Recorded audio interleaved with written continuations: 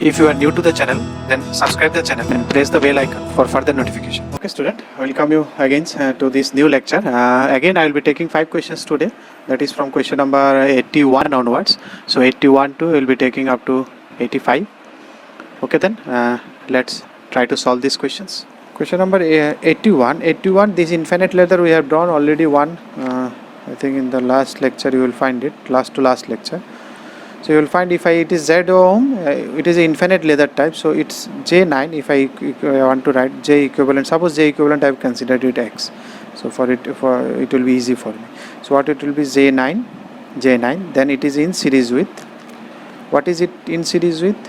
J9 is in series with this branch, and what is this in this branch? This parallel with this, that is J5 plus that is J4. Okay, J4, that is in parallel with J4. This is in series with all this. Okay, I am taking all this in this bracket. So if I calculate now all this branch is in parallel with this branch in J4, so it is parallel with this branch. Now if I again enter to this branch, what is this branch? In this branch this is in series with, so I am again entering, so here this is in series with, again with this branch. This is in series with this branch, again it is J4. So you can see it is a chain, it will continuously repeat. So from here it is repeating, this is same, so it is repeating from here, again it will be parallel with J4, will parallel with something. So I told you from the ocean, if you take one drop of water it remains ocean, so it's an infinite ocean. So from here if you take this branch also, it will remain same. So X, if I take this one also, this one is out, this entire thing, if you remove this portion, if you can hide it, then you see it is same like your X, old X only, because X started from J9 plus J4. So if you remove this one also, it's starting from J9 then J4 repeating. So it is the simple X. So now if you calculate here, rest becomes, it is 4 into Jx parallel combination J4 plus X. So from here I think you can solve it. It will be a quadratic equation of X square plus 9xi, x square minus 9xi plus 36 equal to 0. And if we apply Sridhar minus b square minus 4ac plus minus b plus minus b square minus 4ac by twice a, then you will find x is equal to 12i or minus 3i.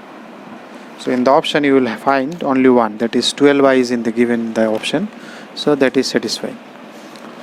You can check also minus 3i whether it is satisfying or not. If minus 3i doesn't satisfy, you can check here minus 3i. If you put minus 3i, then it is I, 3i, then it is 12, I get cancelled, minus 12, 9 minus 12 minus 3. So both are satisfying here. So both can be the answer, but in the option it is A only, because this one is given.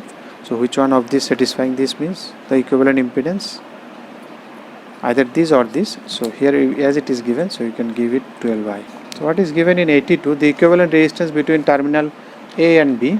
So if you see here between A and B, this type of circuit I told you to simplify this one as much as you can. So you have two branch, you can see this is in series 1 1 2, which is in parallel with 6. So this will become 2 parallel with 6, 2 parallel with 2 into 6 by 8, something of this fashion, 12 by 8, that is 4 by 3 by 2.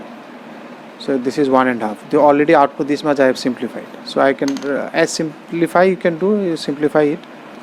So let me do it up to here, then we will see. So this is 2, and there is one branch, there is also another branch. These two branches are not touching each other. This is going in this way, this is going in this way, and here we have that 3 by 2, 1.5. So since I have this 1.5 here, and this I know already, 2, 6, 3, this is done, this is 3, 1.8. Now again you can see these are same node only. These are same node only. So 3 is connected between this point and B. You see, you look at this point and this point. In between these two, 3 is connected. In between these two, 1.5 is connected. So obviously these two branches are parallel. So again you have a 3 parallel with 1 and 5.5, which will give you 3 into 1.5 by 4.5. So which will give you 1. So once you have this one as a 1, now your circuit will become how much? It will, we can simplify it again. You can draw it again, redraw it again. So if you draw it now, there will be a 6 here, and these becoming, between these two we have 1. Between these 2 points we have 1 ohm. So between these 2 points, between this and this point, you have 1 ohm. Now it becomes easy to you. This is in series 3, 3 is in parallel with 6, 6 is in again parallel with 3. So you can 3 parallel 1.5, 1.5 will be parallel with 6. I think you can do it. 3 in parallel with 6, and then it is again in parallel with 3. Whatever comes, it will be added with 1 plus 0.8. So if you do it finally, your final answer will be 3 ohm. What is given in 83? 83, it is given the power delivered by the 25 volt source in the figure shown below. The power supplied by the 25 volts in the figure shown below. Okay, how the power is supplied? Okay, for here again, if you see here, you can if you can calculate I, then you can easily calculate the what is the power supplied. So you can take, if you take KVL here, if you take KCL here, I is coming, 14 is coming, 0.4 is coming there. So I think easily you can calculate from here itself only. I plus 0.4 I is equal to 14. So from here you can get I is equal to 10 ampere. Now if you know I is equal to, then power delivered equal to 25 into 10. No need to calculate any other thing. Just as simple as it is, 251. So it is done. A simple KCL here directly giving me. Simple KCL, I and 0.4 is coming, 14 is going out. From here you can calculate I. Once you know I, because it is I is coming out of positive terminal, that means it is delivering power, so it is 251. The DC voltage with a DC voltage with a ripple is given. So this is a voltage where a DC portion and some sinusoidal portions are also there. Measurement of this voltage Vt is made by moving coil. So you need little bit of now measurement also. Moving coil and moving iron voltmeter V1 V2. So what does moving coil and moving iron voltmeter do? You can remember it also. Moving coil means coil moves. So in which machine coil moves? So you can think armature is moving. In which machine? DC machine. So moving coil measures DC. You can remember it only in that way also. Moving iron means iron moves. So what is iron? Iron means your magnet. Magnet is moving. In which machine magnet moves? That means in AC machine. The rotor, magnetic field moves. Synchronous machine.